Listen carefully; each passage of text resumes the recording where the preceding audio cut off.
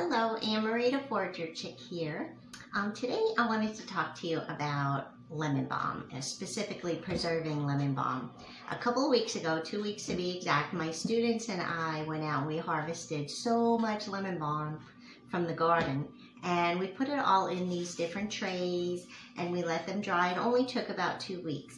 And it was clean when we picked it. I picked it like mid-morning after raining and such. So if it is dirty when you harvest your lemon balm, you can give it a good rinse just really quick and then lay it out on towels to dry before you lay them out on your drying trays. So I have some fresh lemon balm here because I just wanted you to see it. And lemon balm is in the mint family, so it grows everywhere. You can just plant one plant and you'll have it for many, many years to come. But it's a very aromatic type herb. It's lemony and fresh and sweet. So we love to preserve this and use it in teas. It's great to be tinctured also, especially in glycerin, because then it almost tastes like a lemon drop candy. It's really, really yummy. But lemon balm is great for anxiety. It's good for stomach aches, upset stomach with anxiety together. It's a wonderful herb for children.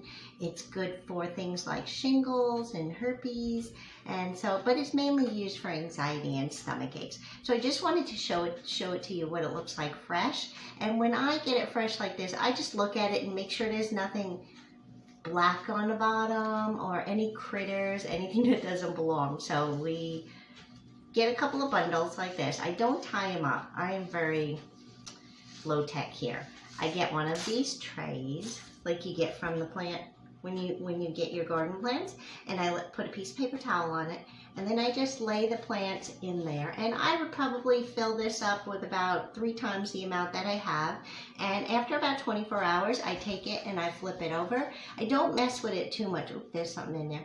I don't mess with it too much because you don't want your fingers and your oils from your fingers touching your plants too much, because then it could bruise them and it could start to darken and brown. So I don't use a dehydrator either. The dehydrator tends to dry it too fast, and sometimes your herbs will turn brown. We like them to be green, or as close to green as possible when they're done drying.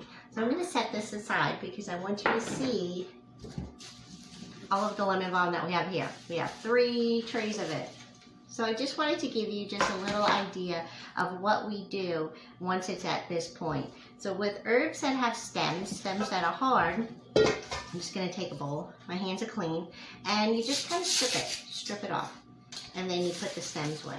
Now, if the stems are tender, they'll go in there and it's no problem whatsoever. So we just strip it. And then if we see anything in there that doesn't look pretty, I'll get rid of it as well. Because sometimes, as they're drying, even though you're turning them all the time, you might get something that's turning a little bit black, and then we want to get rid of that. So we do this. And it's amazing how much lemon balm we had. And for my students that are watching, you remembered how many trays we used. And I just brought in 3 trays. So, you know, it shrunk substantially. And I wish we would have weighed it. I totally forgot. I wish we would have weighed it prior to. But I didn't. So next time we'll have to do that. And after you do this, I'm not going to do all of this in front of you because that's like can be boring once I put it on like speed run or something, and it'll go like 5 times faster. Then you can see how much at the end, so I'll probably do something like that. This way you can see the final product. But just to give you an idea here with the lemon balm, and you hear how it's crunchy as I'm pulling it off the stem. It definitely has a crunch to it. So that's when you know it's dry. You never want to put your herbs away if they're not quite dry. And so sometimes if I'm unsure, like with ones that have flowers on them, holy basil, stuff like that, I will actually put them in a glass jar when I'm all done with this, and then put a paper towel over it with a ring and leave it for another week just in case. Because one time I did put holy basil in the jars. It was like a half a gallon too. And I didn't do that. And it wasn't completely dry inside the flowers, and I had to throw it all away. I composted it because it got all moldy. So we don't want any of that to happen.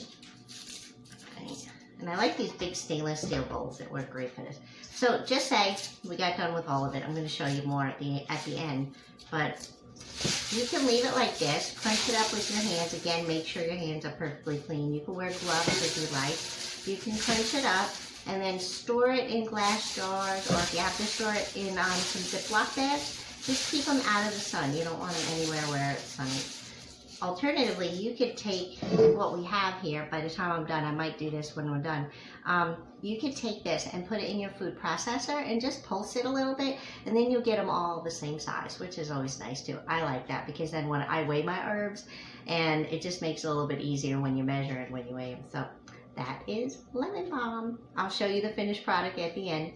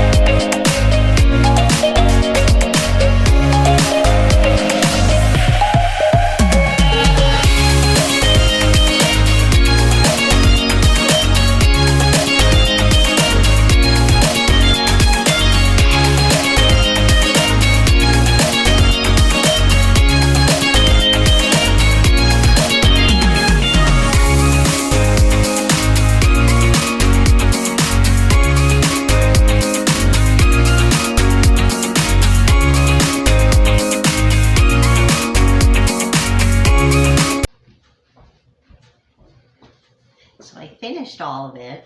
I had to use both of these bowls. So guess, just guess how much this bowl weighs with all this in here. What would you think? Say something in your head for a minute. Okay, looks like a lot. It's gonna shrink down when I crunch it up. It's only 5.8 ounces. That's pretty amazing. Very lightweight. So by the time I crunch this all down, it'll probably fit into 2 quart jars. That's my guess. But anyway, so that's Lemon Balm. My house smells amazing right now. So I hope you enjoyed this. Have a great day. Bye.